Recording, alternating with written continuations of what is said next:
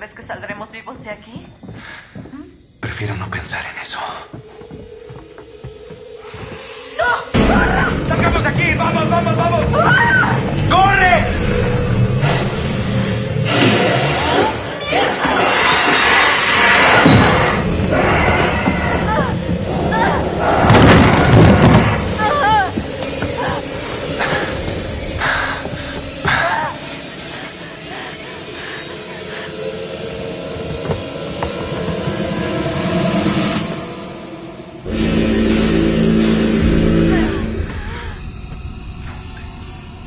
Muevas.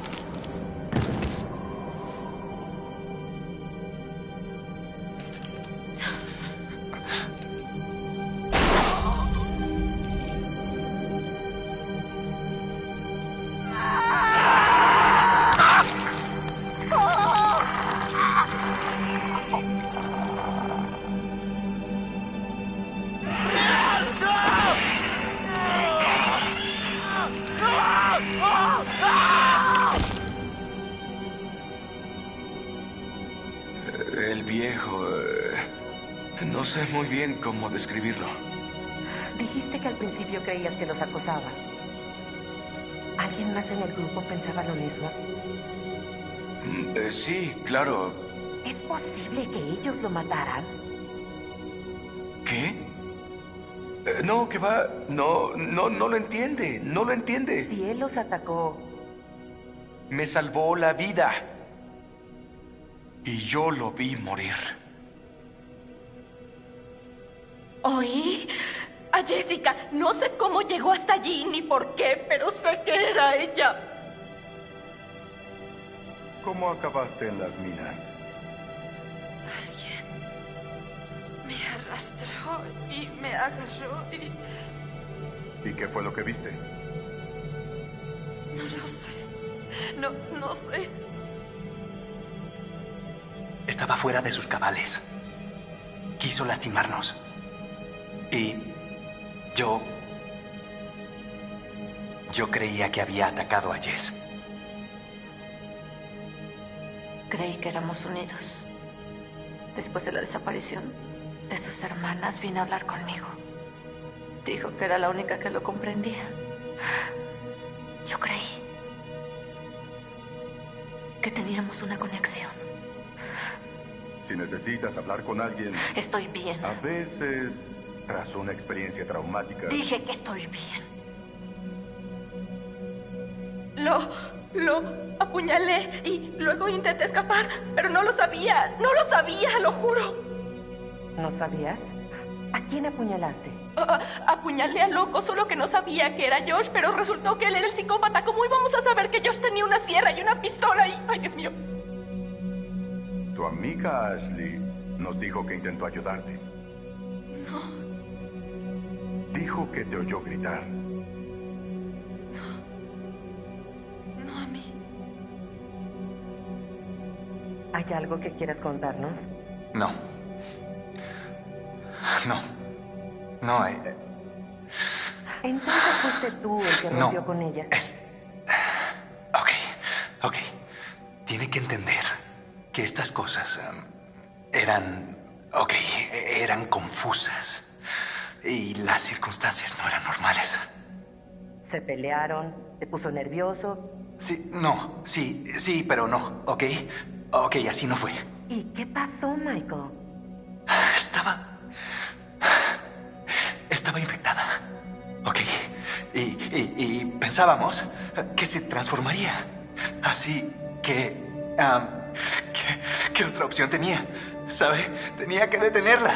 Tenía que impedir que mutase. ¿Qué recuerdas? Vino a buscarme.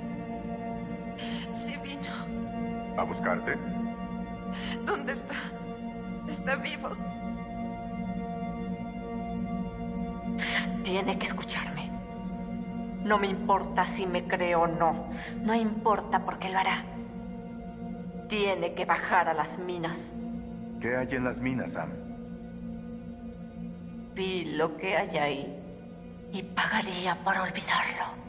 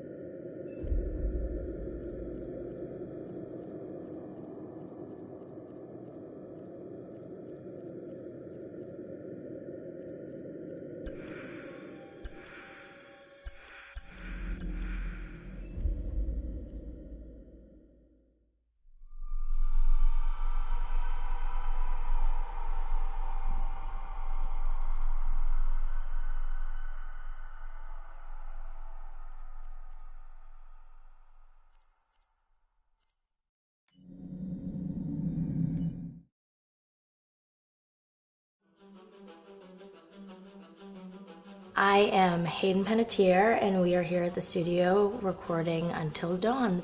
My name is Rami Malek, and I play Josh. My name is Megan Martin. My name is Brett Dalton. My name is Antonella Lentini, and I played Hannah and Beth. My name is Jordan Fisher, and I play the character Matthew, Matt for short. I'm Nicole Bloom, and I play Emily in the game. My name is Noah Fleiss. I am Galadriel Steinman, and I play Ashley. So Until Dawn is the story of 8 teenagers who revisit this cabin in the woods about a year later after a really traumatic experience where I've lost 2 of my sisters, so coming to kind of get some closure in that respect.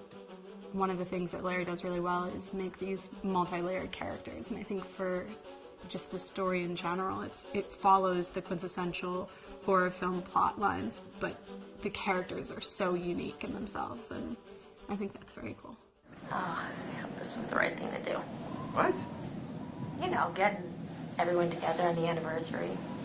I mean, Josh seemed really pumped about us all doing something, didn't he? Yeah, no, he definitely did.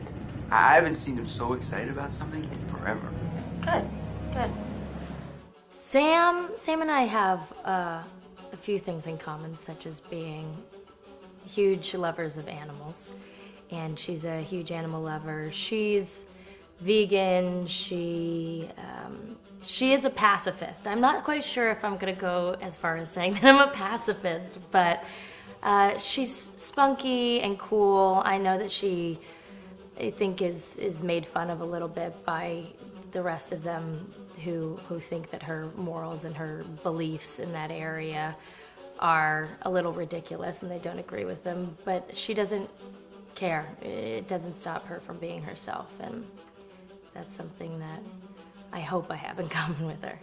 You know, he definitely can be depressed at some times and a bit of a loner, but he takes some solace in one of his sister's friends, Sam, played by Hayden Panettiere, and invites everybody back to the same house the next year to kind of find some closure. Jessica she has a whole lot of personality. She is definitely the sort of mean girl character that, you know, at school she knows she's pretty, she knows that boys like her, and she's going to use it to her advantage. He's got a big heart, and you can tell that that's very evident, especially how he treats his girlfriend, Emily, and, you know, he's kind of a meathead, but in the best way possible. She really knows what she wants, and she manages to get that from whomever it is, whether it be Matt or Mike. You know, she's really driven, and I can definitely relate to that. My character is Chris, and he is what society might consider the nerd of the group, and he kind of embraces it. Ashley she's a little more serious than some of the other girls. She's definitely very intelligent and thoughtful. She kind of looks at the whole big picture of things. She's not quite as geeky as Chris, but they connect in a lot of ways. Mike is like big guy on campus. He's the class president who has some charm and has brain, and I don't know, people seem to like Mike. He gets away with a lot, though. He can be kind of jerky. The fact that he really just kind of wants everyone to be happy.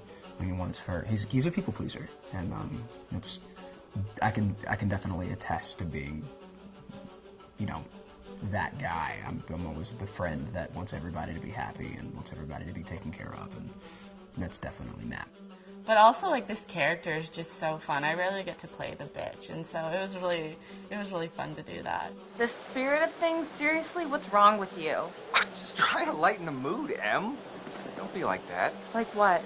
The way you're being. You always get like this. I just think this is just the coolest thing to be a part of, and I just think it's going to take the world by storm. I really do. I think this genre is the wave of the future, and I think that once people see the potential behind it, of getting to interact with the drama that you're witnessing unfold in such a realistic way, that this is how entertainment's going to be from now on.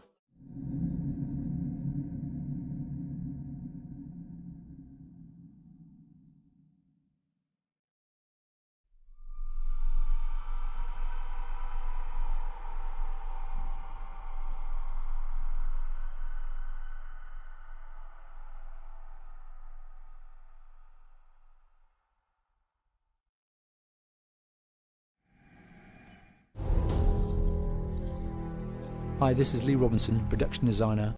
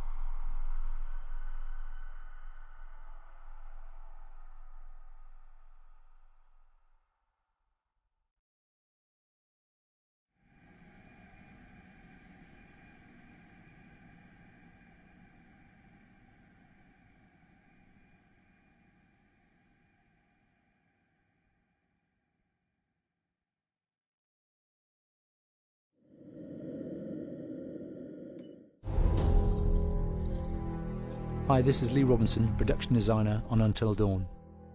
The production design for Until Dawn started with the great teen horror script that sets the characters in a Canadian winter mountain lodge, being a contemporary setting with visual clues derived from classic films of that genre, such as Hitchcock's Psycho and Stanley Kubrick's Shining.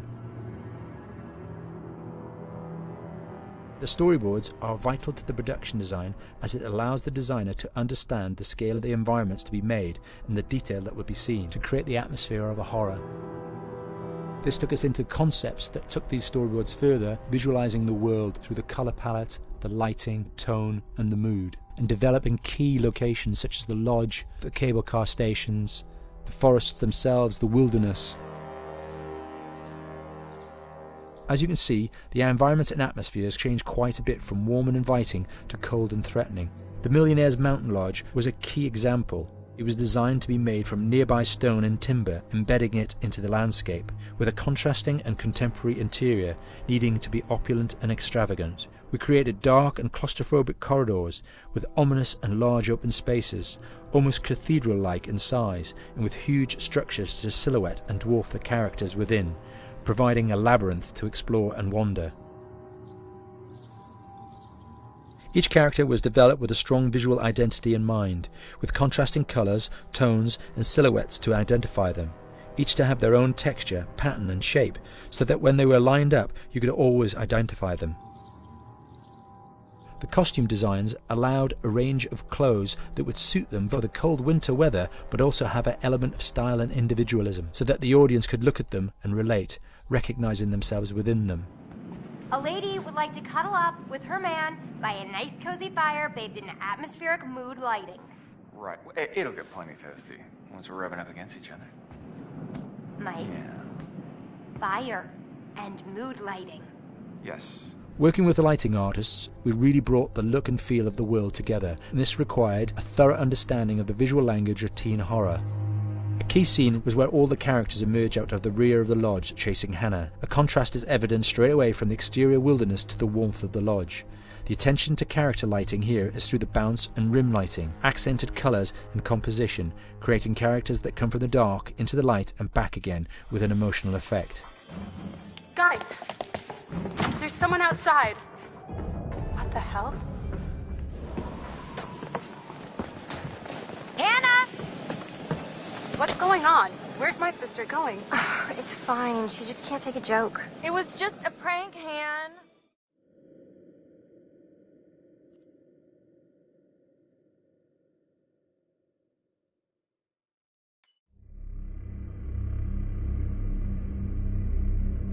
Until Dawn is a game that's full of horror, and one of the things we decided to do early on was to take a scientific approach to how scary it was. So we did experiments on people and we measured their responses to the game. We've created a test area. It's as close to a home setup as we can get it. We've recruited ordinary people to play the game and we've left them to play it on their own. You're turning the light off.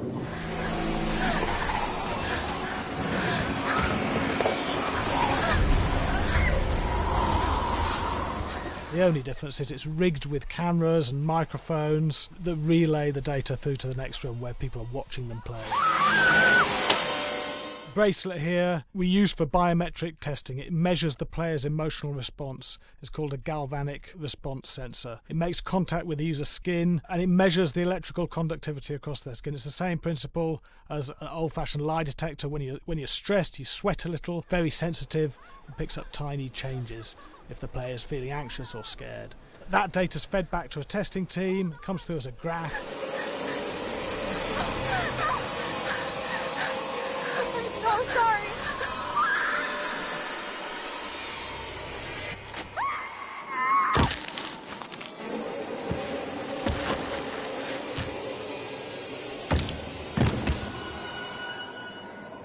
There's no point testing one or two people, you have to test a lot of people. And what's your step? When we have a scare that's consistently has a measurable emotional response, then we knew it was good. If it didn't have that, it goes back to the team for improvement. The data doesn't tell us what's wrong with the scare, it only tells us if it's working or not. Wait, okay, so you hear that too, right? Josh. Here we have a chapter relatively early in the game. Weirdly regular. Nothing regular about it. We have to create tension and anxiety in the player so they are ready to receive the scare.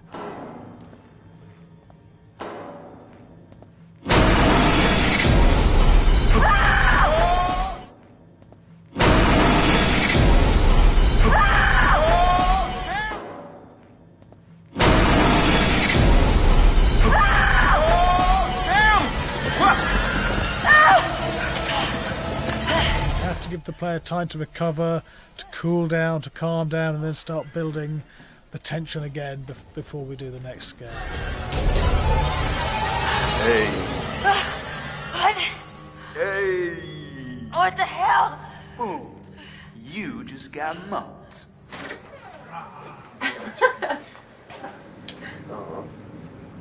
Yeah, I have such an adrenaline high from that game. There's two things we found. One is we could look at the scares, analyse if our expected scares were working effectively. Were people shrieking and covering their hands, or were they getting an emotional response from it? And being scientific about it means that we strip out people's opinions about whether things are working or not. We've got data, and we look at the data. If it's working, we're happy with it. Really scary. Bit scared and wanting to get away. I actually maybe a bit scared to play it on my own, but in a room with the lights on, yeah, with some other people as well, yeah, maybe. But because I'm a scaredy cat, I would play with someone in the room and the lights on. It was one of the scariest games I've played in a long while.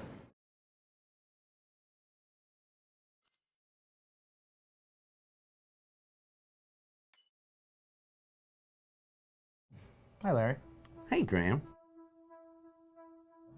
Hi, my name is Graham Resnick. I'm a filmmaker, writer, director, sound designer, and I started working with Larry Fessenden about 10, 15 years ago through my friend Ty West, who I grew up with, and have done a lot of sound design with on his films. And he was producing Ty's films at the time, and Ty introduced me to Larry. Larry produced my first feature, and we've written together on several projects. My name is Larry Fessenden. I'm a filmmaker.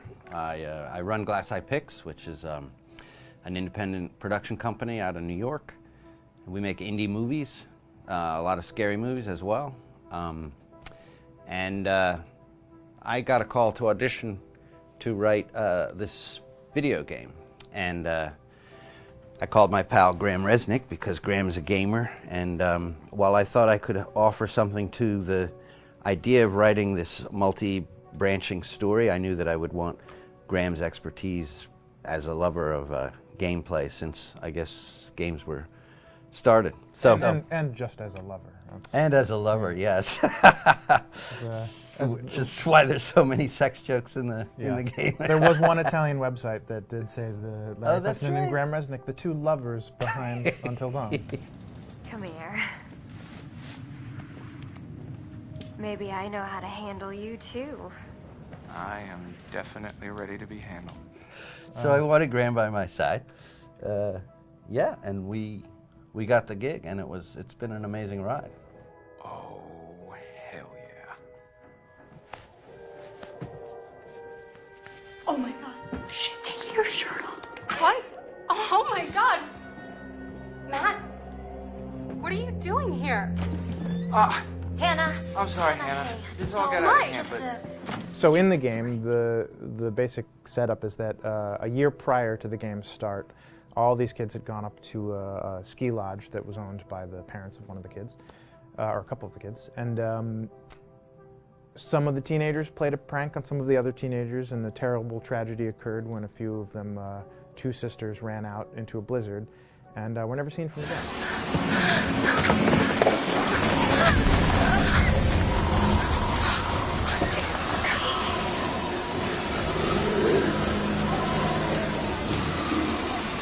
And so now, a year later, this is kind of torn apart, this group of friends. They've gone through some trials and tribulations in the past year. The brother of the two girls has had a lot of psychological issues, and to kind of help him cope and help them all get over it, they all returned to the lodge a year later, back up on the mountain.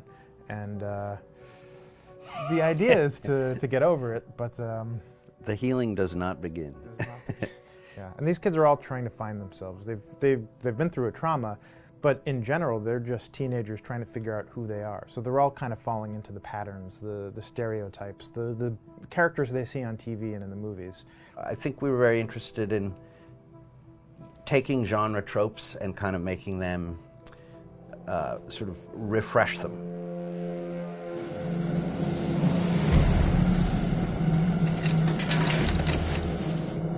Hey, did you see that? Dad said it'd just be us this weekend. We're familiar with how slasher movies work. Most people have seen some horror movies, and we have established notions and preconceptions about the roles of the players in horror movies and how they talk and how they get killed and how they have sex.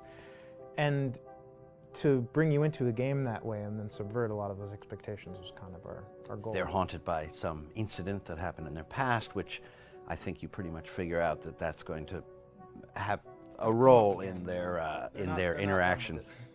Yeah, so I think what was fun was we take some sort of stock characters and we try to give them some shape, but at least at the beginning they're recognizable in the way of groups of friends. There's the jock and the bitchy girl and the rivalries between everyone. And oh my gosh, and really fun characters too, like these. Writing the script. What do you think? Jesus! It was fun. I think we were looking to get that kind of banter that you see both in jokes, and of course as writers and as friends ourselves, we sort of developed little tracks and we try to give the characters that kind of vibe.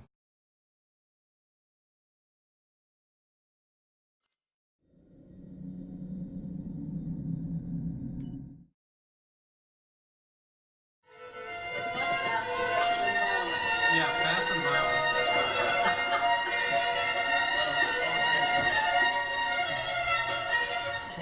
all right, from the top.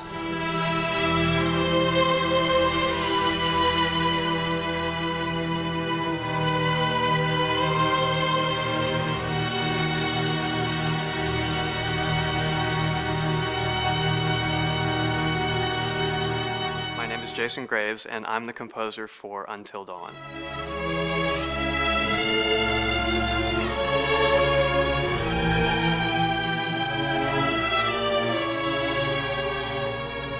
I've been involved with Until Dawn for about a year now. Originally, I was contacted by Barney Pratt, the audio director.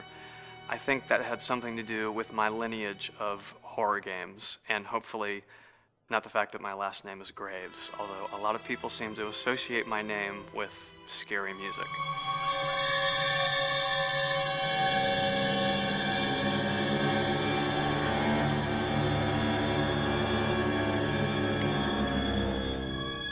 One of the things that was really exciting about working with Barney and the team at Supermassive is they really wanted something unique for the music. They wanted the music to stand out and be a character on its own in the game.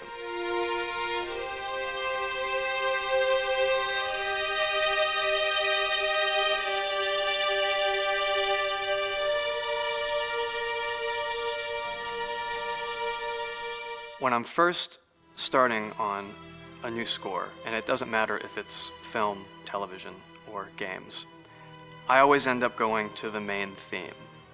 Sometimes the developer or producer isn't even necessarily interested in the main theme at the beginning. I just want to do it for myself, because for me the main theme is the identity of the game. It establishes the mood, the atmosphere, and the character of the music and how it's going to be playing in the background. And that's what we did with Until Dawn. That was actually my demo pitch to Supermassive Games. I put a main theme together, recorded all the instruments at my studio, and sent it to them. And they liked it. We actually ended up recording that exact theme, all the instruments and everything, live here at Ocean Way probably 9 months ago. And that's what we've been using in all the demos for the game, and that's the final version of the theme that is the main theme that you'll hear on the menus and in some key pieces of gameplay.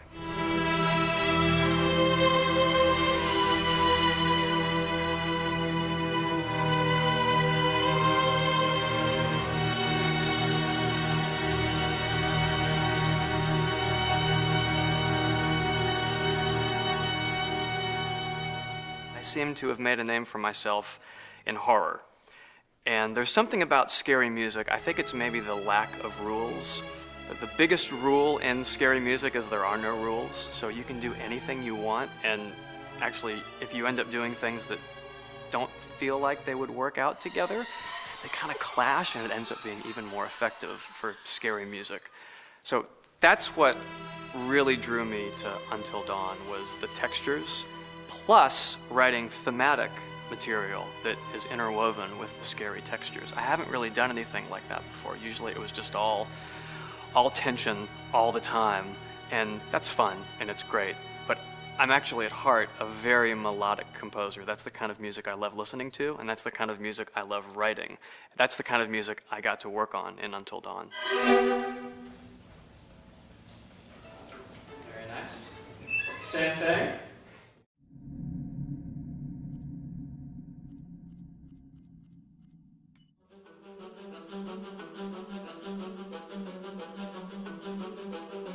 My name is Will Biles, Executive Creative Director of Until Dawn.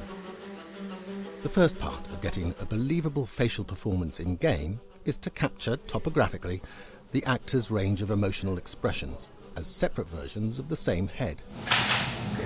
Every tiny nuance gets digitized and merged, effectively creating a model that can recreate every facial movement that the actor makes. Once the topography has been recorded, the actor's performance itself can be captured by using a predetermined set of marker points, drawn precisely on the face, and a high-def helmet cam, wirelessly linked to capture devices. The camera is the small box where it looks like the microphone should be. Outro Sam. Mark. It records in high def the movement of the dots throughout the performance that will drive the expressions captured earlier. Unlike other systems, this form of capture is far less lossy because there are fewer interpretations between performance captured and performance rendered finally in-game. The audio is also recorded via two separate lavalier mics attached to the helmet. It takes a while for the actors to acclimatise to carrying around the recording devices and the helmet cams, but very soon the shoot becomes similar to any other effects shoot or a green screen shoot. The actors in these scenes are only recording facial animation, but use cursory body movements for pacing. Wait, and maybe we should all stick together and find everybody and make sure they're all okay, so... 1-1, the year before the prank. Take 2, Mark. Other than the other actors, they have to use their imagination for everything and everywhere that they are supposed to be seeing and feeling. Idiot. So dumb. From a hot midday studio in Los Angeles to a freezing midnight mountain in British Columbia.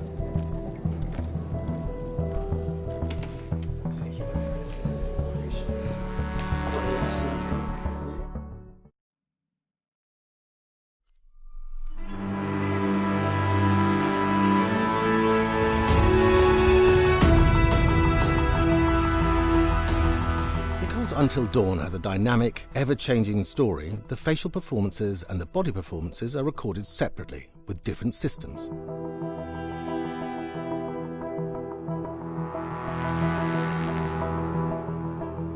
With the body capture, we use reflective bead suits and an infrared camera matrix system that drives the CG bone hierarchies in our character models. These performances cover everything from character locomotion, scene-specific performances and stunt work, most of which was recorded at studios in Pinewood and Shepperton, near London. Hannah! Hello? Combining all the elements seamlessly in the final game becomes a formidable editing and logistical task. Every variation, both physical and emotional, must be combined in these multi-edits.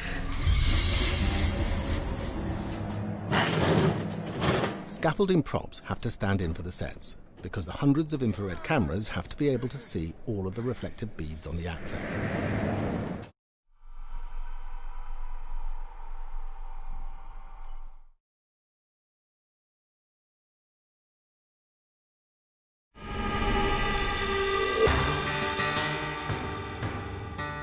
America's North Woods border region. Within this land of 10,000 lakes and miles of dense timber, a hideous creature is believed to lurk. The North Woods is probably one of the last frontiers in America. There's still a lot of places in this area that hasn't been set foot by man. Monsters and mysteries exist here because it is remote. Up in the North Woods, winters are long. In times of biting cold and isolation, a devouring monster is believed to come forth. It's terrorized native people for generations. Growing up, I was told, like, don't go outside, the Wendigo will get you.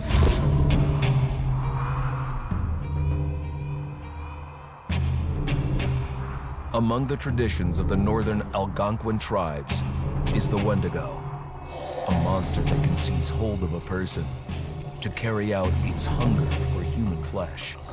Many Native Americans fear even talking about this Wendigo, and even the mention of the name will let the Wendigo find out where you are, and it will open you up to be possessed by this Wendigo.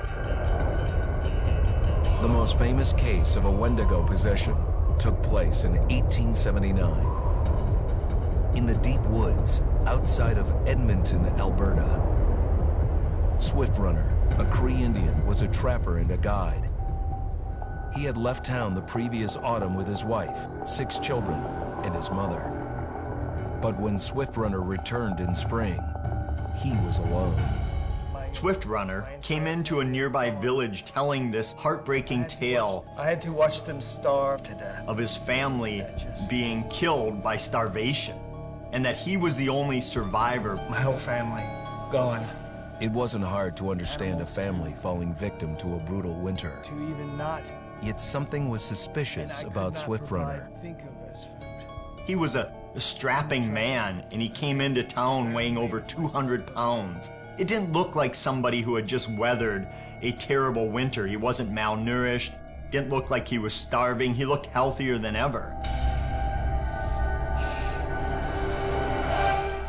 After a few nights, it became clear that something was wrong. He started having night terrors, screaming in his sleep. I am the Wendigo! Villagers alerted the police. Swift Runner actually guided them back to his winter cabin. When they got there, that's when they saw the true horror.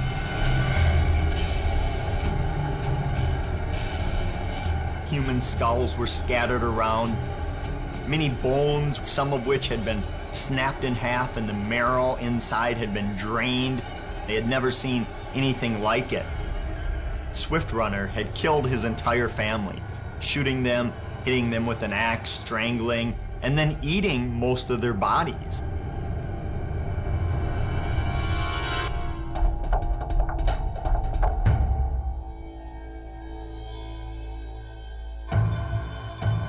Right up until the moment the noose was on his neck, Swift Runner swore the evil spirit of the Wendigo had possessed him and twisted him into a cannibal killer. When he was on the gallows, Swift Runner himself said, "I am no longer a man.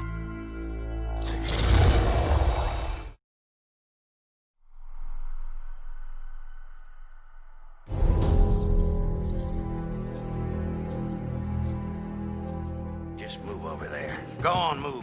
Let me say what I came to say. I'm here to tell you what you're up against being back on this mountain. You should never have returned. I don't know why you did after what happened last year. You mean with Hannah and Beth? Yeah, how could you know without being involved? I don't take kindly to you kids coming up here to my mountain. Your mountain. The mountain don't belong to me, it's true. But it don't belong to the Washingtons. This mountain belongs to the Wendigo. Hi, this is Lee Robinson, production designer at Supermassive Games. Understanding the ancient myths of the Wendigo was key for their development that helped the visual look. Through sketches and concepts, these elements were visualized, such as eyes being milky, almost dead, with loss of lips and eyelids due to frostbite, fangs growing and arms and legs getting longer, with skin hardening and thickening to look snarling and menacing, yet withered and lean. What the hell was that? Another piece of... Fingers and toenails extending like claws, allowing them to climb effortlessly. We made them look gaunt and weathered, and having ragged remains of clothes they wore. Blood-stained and rotten, with patches of hair still remaining, they retained strong skeletal limbs, which enable them to be agile and quick through the environment. Where are you? My name is Jamie Gallipo, animation director at Supermassive.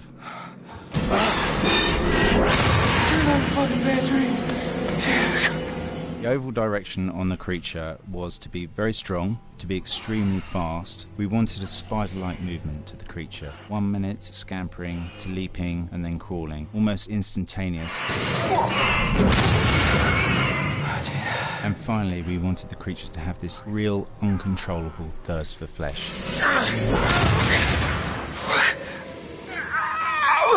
From a sound design perspective, the Wendigo is a real challenge. For the main vocalisations of the Wendigo, we used our own vocalisations, various different animals from the exotic to the farmyard, various plugins and processes to gel these sounds together and keep a human resonance behind that voice, telling the backstory of the Wendigo.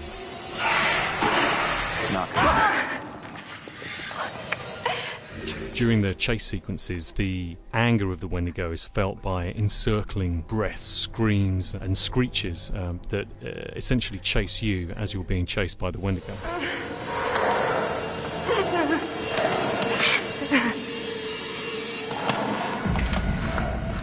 We would layer them up in a multitude of layers, sometimes 15, 20 sounds playing at the same time, to build up the vocalizations for this fearsome creature which is always in attack mode, hyperactive and chasing you throughout the game.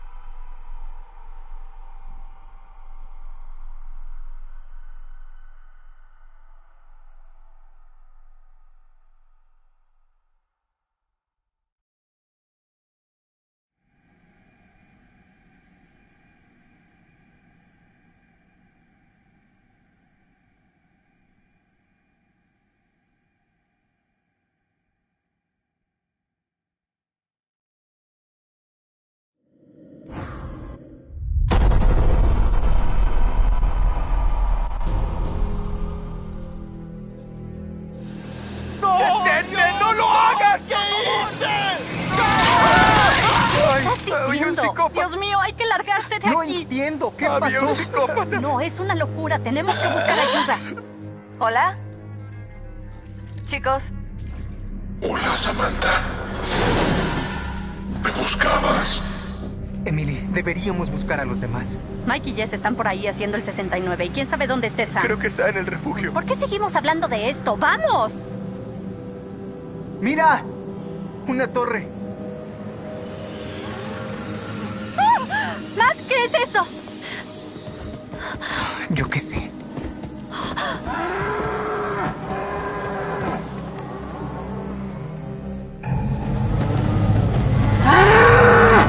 Matt, ¿qué vas a hacer? ¿Qué vas a hacer?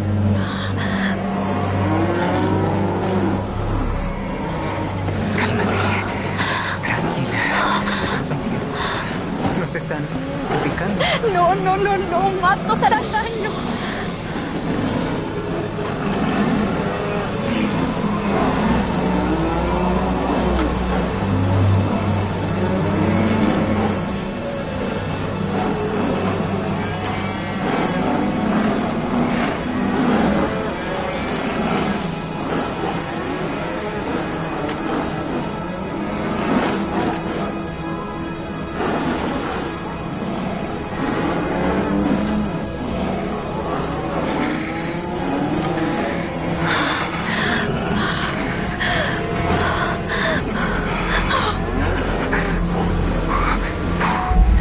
Solo camina despacio. ¿Está bien? Vamos. Muy bien.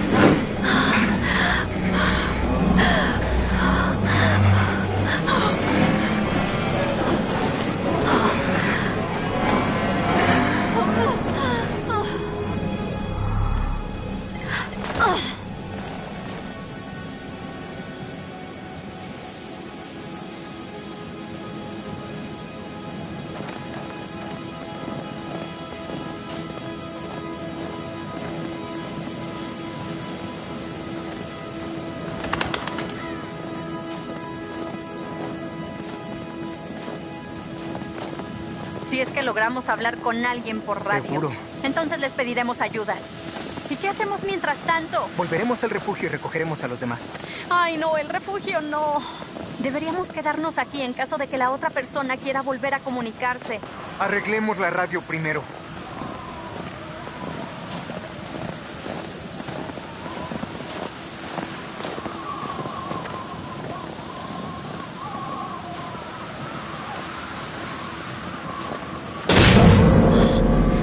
¡Ay, hay demasiada luz!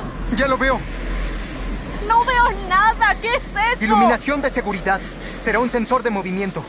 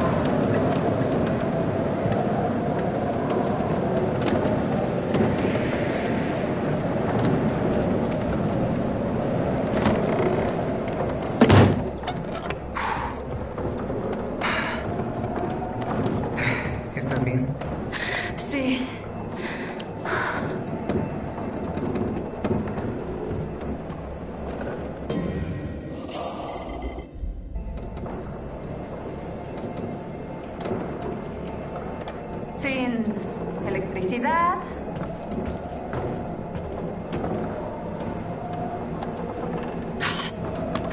Vamos. Genial, no hay electricidad.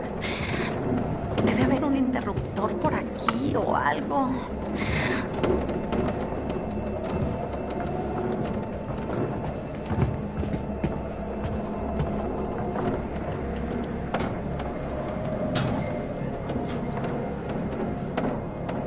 Lo siento, Hannah.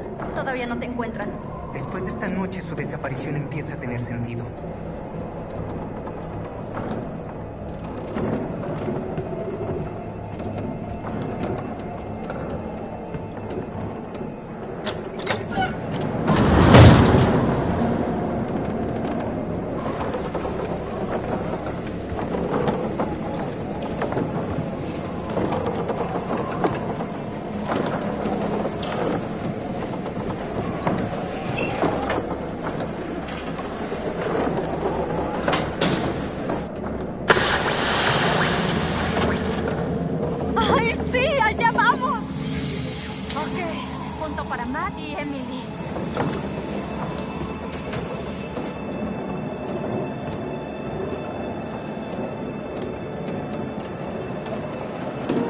Funciona.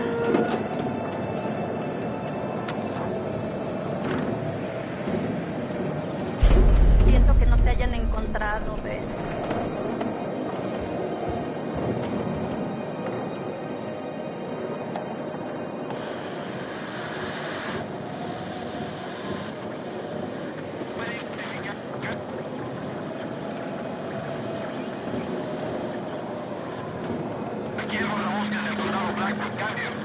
¿Hola?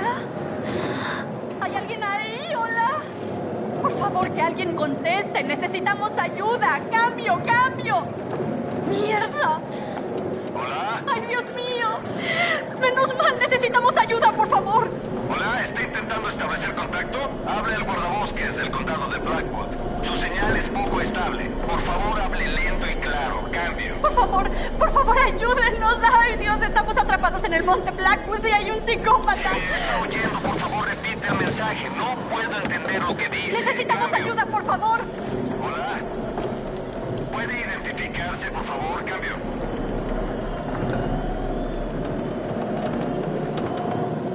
¡Ay, por Dios! Ok, mi nombre es Emily. ¡Hola!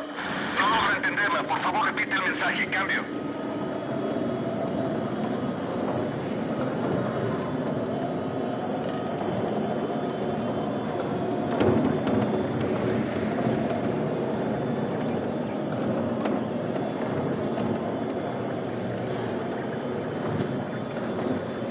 Estamos en el monte Blackwood, cerca de la estación de esquí, y hay un asesino que nos persigue y ya mató a uno de nuestros amigos. ¡Ay, por Dios! Tiene que ayudarnos.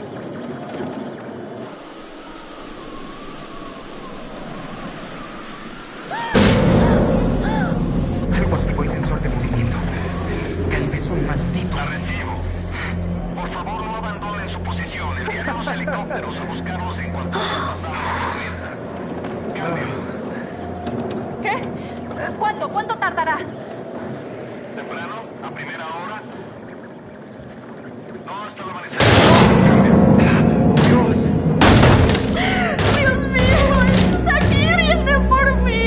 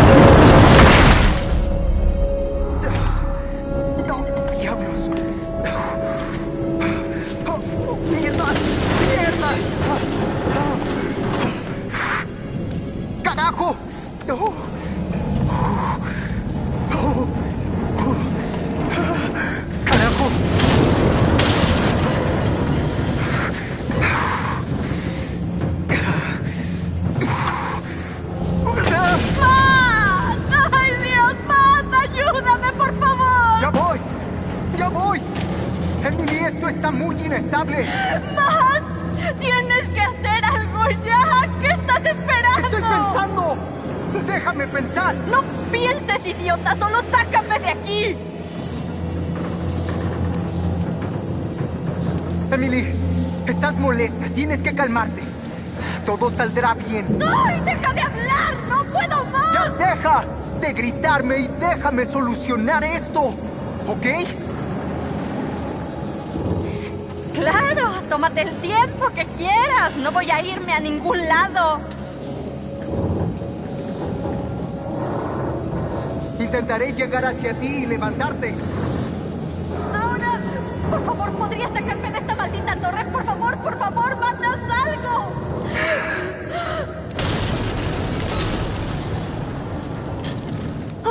Voy a saltar.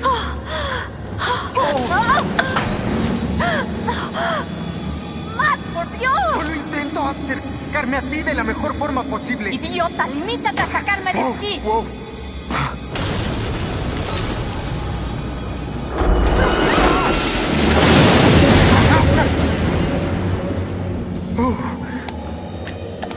¡Emily!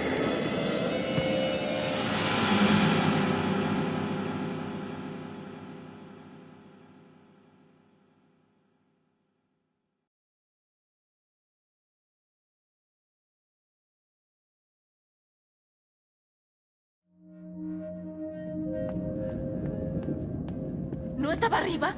No lo sé, no la vi. Quizá haya vuelto a bajar. Yo tampoco la he visto. ¡Ah! ¿Eso pasó de verdad? Diablos, ¿qué está pasando aquí?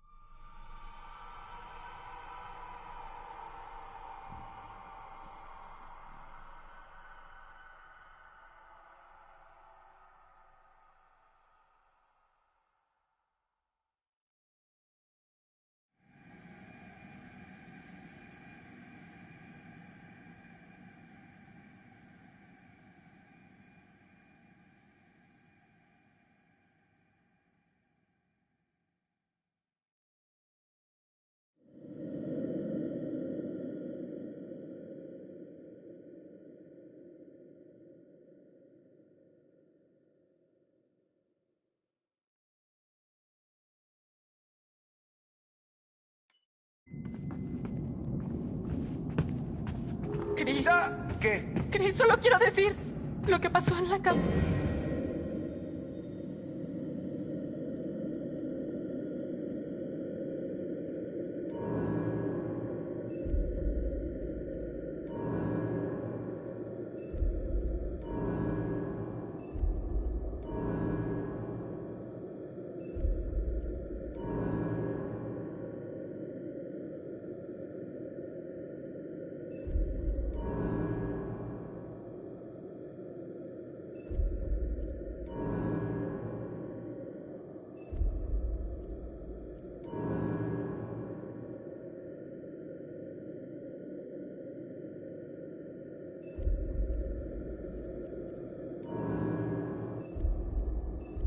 Paña, sé lo duro que fue. Josh era tu amigo. No quiero decir gracias. Gracias por salvarme la vida. Ash, ¿qué más iba a hacer?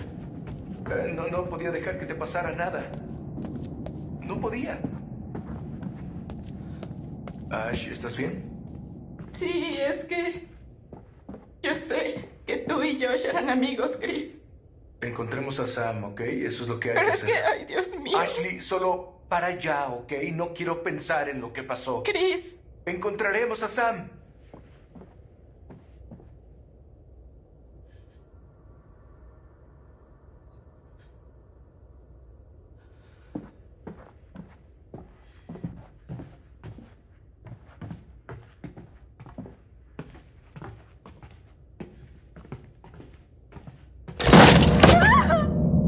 ¿Qué carajos?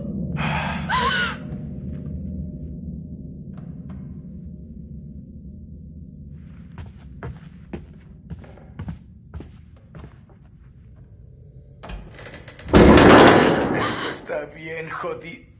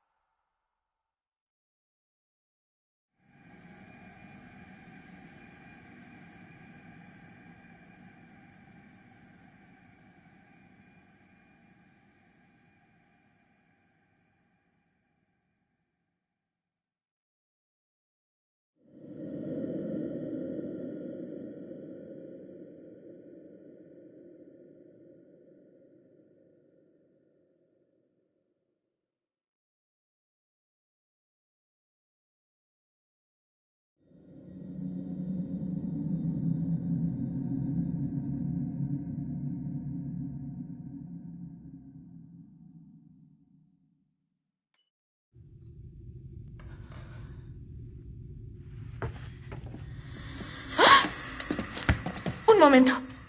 ¿Viste eso? ¿Qué sí vi que? ¡Eso, Chris! ¡Eso! ¿Qué rayos era eso? Era como algo transparente, como un fantasma. Oh, Dios. ¿Es en serio?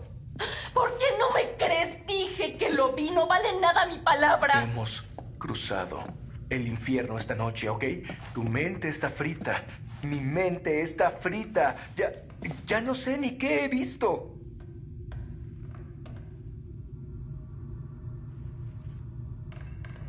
No, te equivocas. Lo vi y estoy segura, Chris. Ok. Quizá sí viste algo. Mejor nos calmamos. ¿Nos estamos volviendo locos aquí? Es el único lugar donde podría estar Sam, Ash. Desearía que fuéramos a buscar a los otros y... ¿Y si Sam nos necesita? ¿Y si está en problemas? Ay, Dios. Vámonos.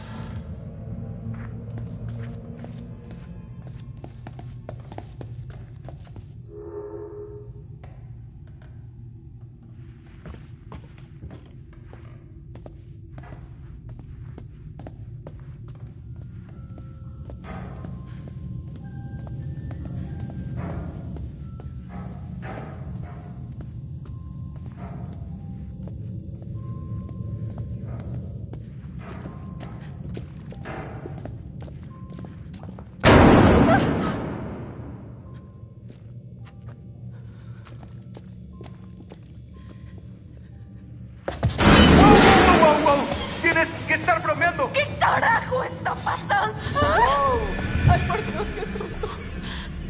¿Chocaste contra eso, no? ¿Chocaste contra eso? No lo creo, es decir, no lo sé. ¿Cómo se puso todo tan loco aquí? Puertas cerrándose. Mira, mira, Chris. Se puede ver por las ventanas. ¿Ver qué? ¿Mueblecitos? No, es una escena entera con muñecas y todo. ¿Sí?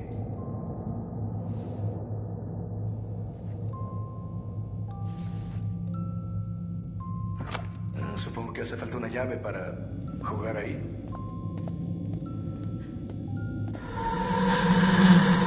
Espera, Chris, el fantasma. ¿Qué? ¿No lo viste? No. Estabas viendo el celular, idiota, que tuiteas. # un puto fantasma nos persigue. Ash, cálmate ya, ¿sí? No hay ningún fantasma aquí. ¿Cómo que un fantasma? Te asustaste por lo que pasó con Georgie. No estás prestando atención, lo vi. Era un fantasma que se parecía a Hannah, Espera, ¿qué? O tal vez a Beth. ¡Por Dios, Ash! ¿Qué crees que nos siguieron aquí desde la sesión? No sé, quizás. No lo hicieron porque los fantasmas no existen, ¿ok? Ok, ¿quién nos habló entonces en la sesión, Chris? No lo sé.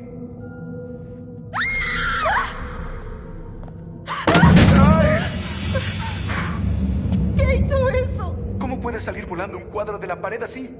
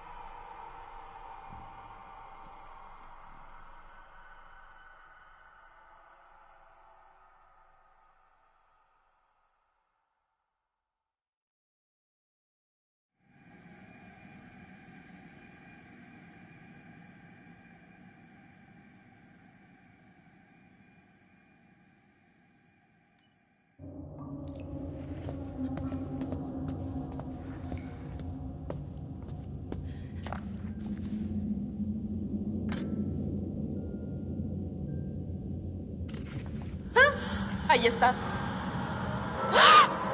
¡Ay, Dios mío! ¡Allí! ¡Mira allí, Chris! ¡No me digas que no viste eso! Eso es. ¿Lo ves? Eso es. Sí, lo ves. No sé, yo solo. Esto es de locos. Chris, nos enseña el camino.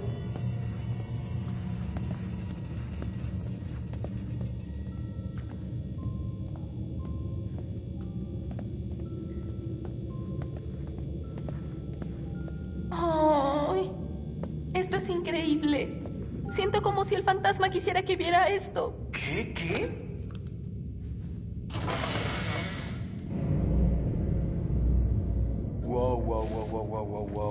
Wow. ¿Qué está pasando aquí? Ay, Dios. Es como... No es como nada, somos nosotros. Escondidos y esperando a Hannah el año pasado. Pero es tan preciso. Es exactamente donde estaba sentada yo y donde estaba Matt. Esto es obra de alguien que estuvo ahí.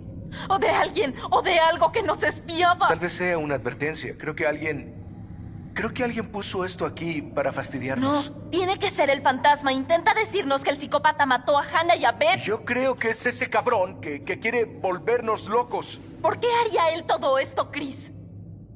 Intenta decirnos que va a venir por nosotros también.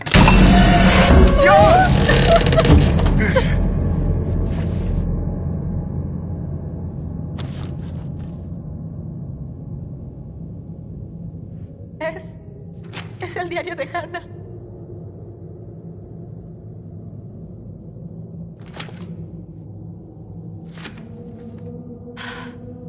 Estaremos todos juntos aquí, en la montaña. Seguro que será genial. Cálidas fogatas y bañeras. Y, oh sí, Mike, estoy tan ilusionada de estar con él. No puedo leerlo. Es tan triste, Chris.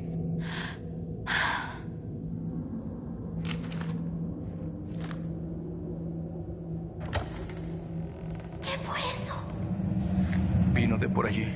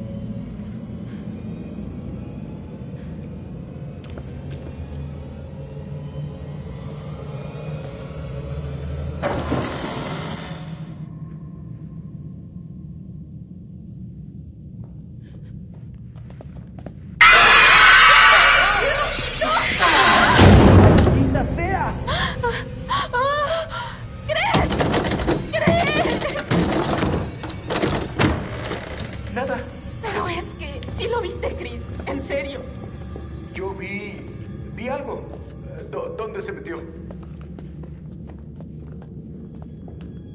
¡Ey! Mira esto. No es tan viejo como muchas cosas de aquí. ¿Es un catálogo de focos industriales? Eso es tan extraño.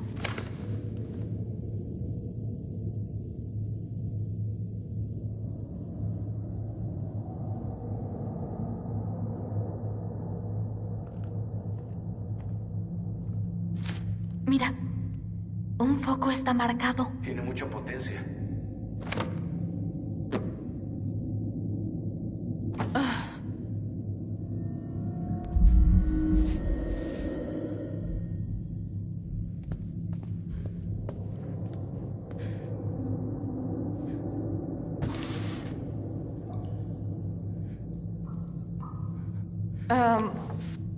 ¿Chris?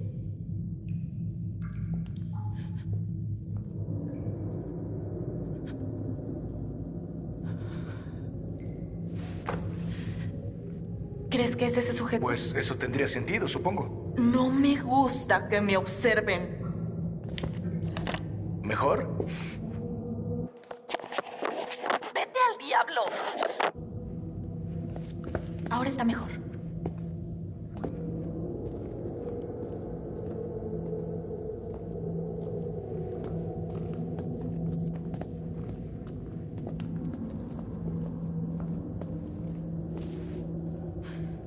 Cuando parecía que no podía dar más miedo. Dios.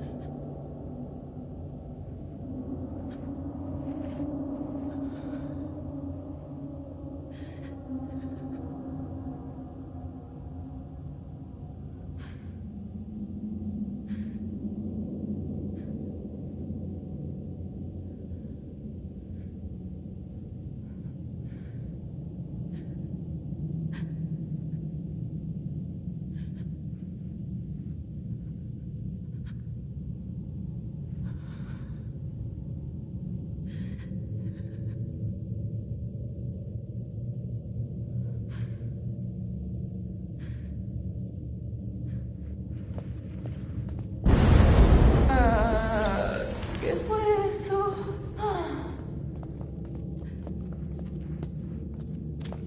Espera, hay otra habitación por aquí. ¡Es enorme! Chris, no sé si quiero seguir adelante.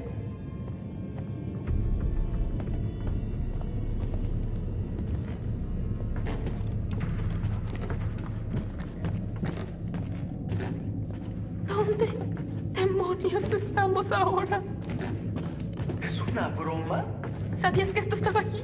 Esto es como otro hotel diferente. No sabía ni que existía.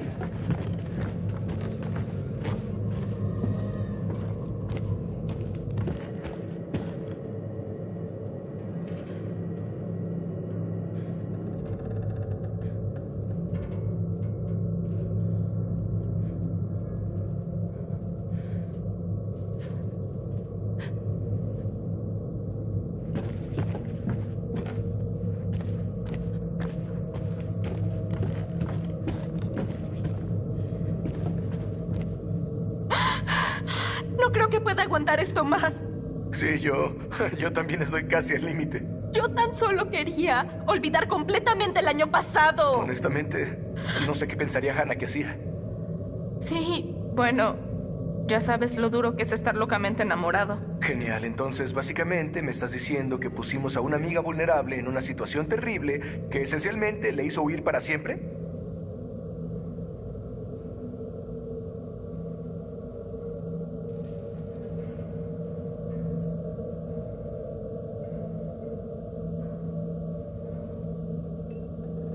Si hubiera sido tú, ¿no habrías hecho lo mismo? Bueno, a nadie le gusta ser el bufón.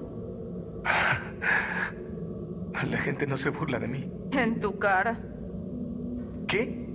Chris, la hicimos quedar como una estúpida frente a todos sus amigos y el chico que le gustaba. En serio, no hay nada peor para alguien.